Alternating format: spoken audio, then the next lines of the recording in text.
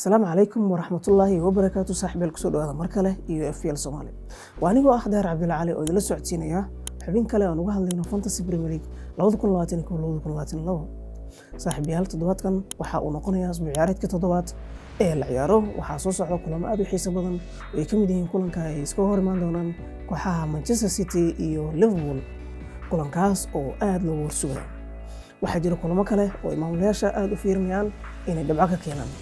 aan fiirino markaasi waxa la filayo iyo ciyaarannada ay maamulayaasha ee dhibco kaga tashan doonaan iyo sidoo kale doorashada kabtanka oo ah mid aad u xiiso badan oo iyadana maamulayaasha ay isku fiirin doonaan sida ay ciyaarannada iyo maamulayaasha kaleba ay tartanka ugu jiraan. saaxiibayaal waxaan idin xusuusinayaa inaad soo biirtaan channelka YouTube-ka UFL Soomaali sidoo kale saaxiibadeen ma u yeertaan dhinaca Facebook, Instagram iyo Twitter-ka oo ku leenahay akoonaha aad ku soo biirtaan. sidoo kale waxaa jira WhatsApp group oo aan sameynay linkiisana uu saaran yahay ku soo biir asna. waxaan fiirinaa marka kulamada la ciyaari doono ee isbuuc ciyaareedka toddobaad waxa ugu soo horeeya kulanka maalinta Sabtida la ciyaari doono ee ay iska hor imaan doonaan kooxaha Manchester United iyo Everton, Burnley iyo Norwich oo iyagana sarki doona, Chelsea iyo Southampton oo iska hor imaan doona, Leeds iyo Watford oo sarki doona, Wolves iyo Newcastle oo iska hor imaan doona, Brighton oo martigelinaysa kooxda Arsenal. maalinta Axadda ahna waxaa la ciyaari doona Crystal Palace oo martigelinaysa kooxda Leicester City, kooxda Tottenham oo iyadana martigelinaysa kooxda Aston Villa, West Ham iyo Brentford iska hor imaan doona iyo kulanka ugu dambeeya ee toddobaadkan isbuuc ciyaareedka toddobaad oo noqonaya kulanka isku arki doonaan kooxaha Liverpool iyo Manchester City. saaxiibayaal marka aan fiirino kulanka ugu soo horeeya ee toddobaadkan oo ay isku hor imaan doonaan kooxaha Manchester United iyo Everton dhinaceeda haddii aan fiirino waxay ku socdaan dardar xog leh oo kulamadii hadda ugu dambeeyay dhinaca gurigeeda aad ay ugu xooganayd balse kulankan waxay ku hor imaanaysaa kooxda Manchester United oo iyagana xaalad adag ku wajahaya inay kulamada gurigooda ay badiyaan. marka waxa u soo laabanaya dhinaca Everton Calvert-Lewin oo hadda tababarka ku soo laabtay taasoo rajo fiican gelinaysa markaasna fursad siinaysa ciyaaryahanka dhinaca bidixda ugu ciyaaraya kabtankana u ah kooxda Everton Lucas Digne in uu dhinacaasi uu ka keeno crossyada oo ninkan odayga ah ee Calvert-Lewin ah uu ka faa'iideysto. maamulayaasha in badan ay taas sugayeen waxaana suuragal ah in mar kale uu ku soo laabto ciyaaryahan Townsend oo qiimihiisa hadda sare u kacay ayaa kamid ah ciyaaryahanada hadda kooxda ay soo saxiixatay oo dhibcaha keenay. xagga Manchester United waxaa xasuusanaa in kulankii hadda ugu dambeeyay Bruno Fernandes oo rigooro uu ka cunay oo isagoo wax laga weydiiyay Bruno Fernandes wuxuu yiri wali waxay u taalaa go'aanka qaadashada rigoorada tababaraha ay u taalaa ayuu yiri welina go'aan lagama gaarin haddii la helo fursad kalena weli waxaa go'aaminaya ayuu yiri Ole Gunnar Solskjaer. marka waxaa laga warsugayaa in mar kale haddana haddii ay soo baxdo sida muuqatayba in go'aanka uu ahaa in Bruno Fernandes uu qaato waxaa suuragal ah in saaxiibkiisa Cristiano Ronaldo mar lagu tijaabiyo. dhinacaas waa saas Pogba iyo Greenwood waxay ka mid yihiin doorarka ugu fiican ee dhinaca khadka dhexe markaa fiirisid. Cavani oo weli had mar kale ku soo laabanaya shaxda oo hadda kulankii ugu dambeeyay gadaal ka soo galay waxay mar kale ay tartanku adag yahay oo Sancho iyo ciyaaryahanno aan weli had fursad ku helin. Ole Gunnar sidoo kale wuxuu yiri mar wax laga weydiis waxa uu u jecel yahay inuu ku soo bilaabo Fred iyo McTominay labadaas nin oo aad ay taageerayaasha ay su'aal u galiyeen qaab ciyaareedkooda marar badan wuxuu yiri waxa ay dhinaca fitness-ka markaa fiirisid ayaga ayaa ugu mar walba ugu soo horeeya inuu mar walba wuxuu isku dayaa inuu xoojiyo qadka dhexe daafacyada ay u helaan cover. marka taas ayaa ugu muhiimsan dhinacadaasi qadka dhexe Bruno Fernandes uu hogaaminayo Pogba iyo Greenwood ayaa doorarkooda iyo dabcan Cristiano Ronaldo oo gool hadda soo dhaliyay oo aad u kacsan kulamada hadda ugu dambeeyayna kulankii marka laga tago kulanka ugu dambeeyay ee Aston Villa ay la soo ciyaareen gool soo shabaqa soo taabanay. xagga kulanka xiga waa Burnley iyo Norwich ilaa hadda waxaa laga dhaliyay ilaa 16 gool ayaa laga dhaliyay oo mar kale waxa suuragal ah in haddana shabaqooda la soo taabto kooxda Burnley oo physicalkeeda aad u adag yahay oo dhinaca markaa fiirisid dagaalka garoonka marka lagu jiro qoroosyada iyo wax walba ciyaarannadooda ciyaaran dhaadheer ay yihiin waxa suuragal ah in mar kale ay meeshaasi kooxda Burnley ay haddana goolal ku dhalayso. Burnley waxaa suurtagal ah sidoo kale in laga soo qaadan karaa ciyaarannada dhinaca daafaca Tarkowski iyo Mee iyo Chris Wood oo dhinaca weerarka hogaaminaya. marka iyo ciyaaraanka Cornet oo hadda mar dhow ku soo biiray oo weerarkiisana aad u sareeyo ciyaaraankaasina waxa uu noqon karaa door farqi ah oo maamulayaasha ay ka qaadan karaan. kulanka ay isku arki doonaan kooxaha Chelsea iyo Southampton asna wuxuu ka mid yahay kulan ay maamulayaasha aad u fiirinayaan waliba dhinacyada daafacyada oo waxaa la xaqiijiyay in Alexander Arnold uu soo laabanayo ilaa 2 isbuuc camal uu ka maqnaanayo garoomada marka maamulayaasha waxay durbaba ka fikirayaan ciyaareenka ku bedelan lahaayeen marka doorarka ugu soo horeeya waxa ay noqonayaan ciyaaraan Alonso iyo Rudiger iyo waliba Silva dhinacyadaasi waa maamulayaasha Tuchel kooxdiisa Chelsea ay ku dhisan tahay daafac oo 5 difaac camal u ciyaarsiiyo mar walba doorarkaasi Chelsea waa ay mudan yihiin in wax laga soo qaato xagga weerarka oo kale waxa hogaaminaya Lukaku ilaa iyo qadka dhexe oo Kovacic hadda qaab ciyaareedkiisu soo wanaagsanaanayo oo hal abuurka kaliya hadda marka loo dhinaca hal abuurka kooxda Chelsea hal abuur la'aan ayaa haysata oo tababaraha waxa uu ku qasbanaaday in Kante uu weli hor u soo dhigo marka taasi waxay muujinaysaa hal abuur la'aanta ka jirta Chelsea waxay ku tiirsanayeen ciyaaradii hore Kai Havertz oo kale waa hal abuurkiisa aad u fiican laakiin tababara Tuchel waxa uu weli uusan ku qanacsanayn sida uu ciyaaro iyo daafacyada sida uu caawina taas ayuu ku qanacsanayn ciyaartiisu inta badan daafacyada iyo mar walba in dhinacyada midabta iyo bidixda sida hadda Alonso iyo ciyaareenka midabta uga ciyaara in ay mar walba ay soo caawiyaan dhaxda oo ay koroosada keenaan weerarada sida ay ku siiyaan marka taas ayaa keentay marka ciyaaryahanada jilicsan sida Kai Havertz oo kale inuusan fursad helin xitaa Timo Werner laftiisa waa uu ku soo bilaabanay hadda laakiin weli tababaraha aad ugu qanacsana dhinaca kale kulanka Leeds iyo Watford ayaa asna door muhiim ah maamulayaasha waxay aad u fiirinayaan labada ciyaaryahan ee hadda toddobaadkan ugu xiisaha badan markii loo fiiriyo dhinaca FPL-ka qaabka loo iibsanayo iyo soo laabashadooda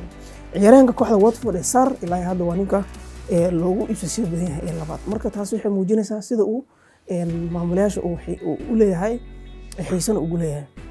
kulamada ugu dambeeyay gool ay soo dhalinayay mar kalena waxa suuragal in kooxda Leeds oo daafacashada ay dhibaato ka haysato in shabaqooda soo taabto ciyaaraanka kale dhinaca Leeds marka fiirisidna waa Rafinha shantii kulan hadda ugu dambeysay ee la ciyaaray 3 kamid ah isbuuc ciyaareed waa u dhaliyay marka ninkaasina waa door kamid ah doorasho ugu muhiimsan ee maamulayaasha aadka ay u fiirin karaan Wolves iyo Newcastle oo ayagana sarki doonana waxa uu yahay kulan kale oo aad u xiiso badan oo maamulayaasha ay si gaar ah u fiirinayaan dhinaca daafacashada ee Watford aragada Wolves oo aad u fiican oo ilaa hadda 2 kulan oo xiriirna shabaqooda ilaashaday ciyaaraan Marcel ayaa kamid ah maamulayaasha midka ay aad u fiirinayaan dhinaca marka fiirisid Newcastle weli ciyaarteedii lagu yaqaanay xilli ciyaareedka la soo dhaafay weli ma haysto laakiin ciyaaraan Saint Maximin mar walba khatartiisa dhinaca weerarka aad ay u adag tahay oo caawin ay soo sameeyay ciyaareedka la soo dhaafay kulanka kale waa Brighton iyo kooxda Arsenal oo isku hor iman doona Arsenal waxa xasuusanaa in kulankii aad ugu dambeeyay ee Tottenham ay kulan guul fiican ka gaartay oo 3-1 ay uga badisay ciyaarada Saka, Smith Rowe iyo Aubameyang ay goolash u soo dhaliyeen marka fiirisid isbedelka qiimaha ciyaartoyda ciyaarahan Saka waxa uu noqday 6.3 marka maadaama iibkiisu aad u batay waxa uu gaaray heer aad u fiican Saka mar kale waa ilaa hadda 19 dhibcood ayuu isku keenay labada hadda kulan ee ugu dambeysay marka door kale oo aad u fiican waaye saaxiibkiisa Aubameyang wuxuu ka mid yahay dhinaca farqiga xataa kabtan loo qaadan karo ciyaareedkan dhinaca Brighton ciyaarahan Mobile waad muddo in Arsenal uu gool ku leeyahay ayaa asna ciyaar doona ilaa haddana goolashiisa xil ciyaareedkan aad ay u fiican yihiin oo waxa uu gaaray goolashii ugu badnaa ilaa iyo kulamada hadda uu ciyaarayo oo 4 gool ayuu hadda saan dhaliyay marka Mobile laftiisa waxa uu noqon karaa ciyaaraan farqi ah oo maamulayaasha ay ka faa'iideysan karaan kulamada la ciyaari doona maalinta Axadda ah waxa uu xiiso badan kulanka ay isaga hor imaan doonaan kooxaha Tottenham iyo Aston Villa kulankaasi waa kulan aad ugu adag dhinaca Tottenham marka fiirisid inkastoo cadaadis uu saaran yahay tababara Nuno Espirito Santo haddana waxa uu mar kale cadaadis uu sii saarmaya ciyaaraanada Son iyo Harry Kane hat-trick ayuu soo dhaliyay kulankii hadda ugu dambeeyay ee ciyaaraan Yurub taasi waxa ay mar kale fursad siinaysaa rajadiisa iyo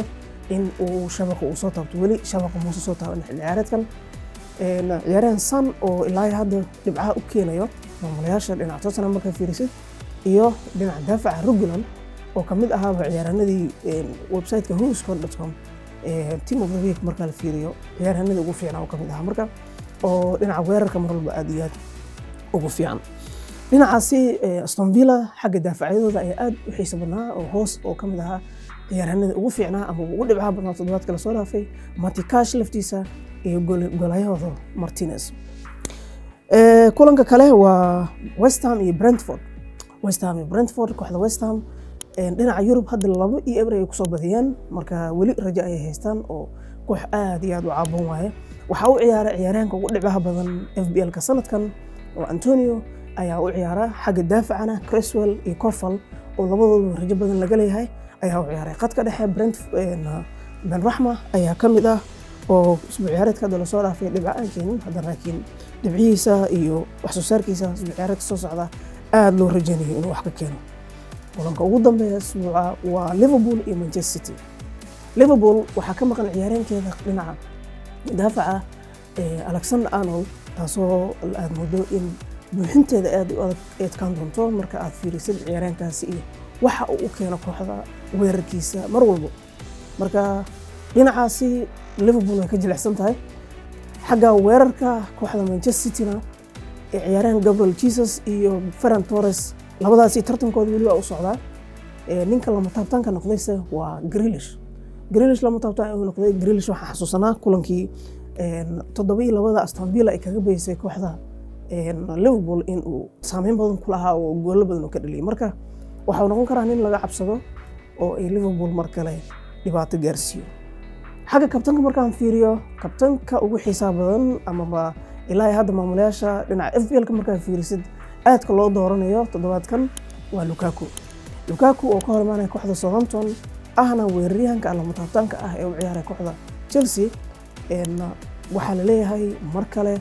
ayuu dhibco keeni karaa. Inkastoo guuldar hadda uga soo kulmay kulanka ugu dambeeya Manchester City kala soo kulmay, haddana waxa uu noqday mid ka mid ah doorarka ugu muhiimsan ee maamulayaasha hadda ay dooranayaan.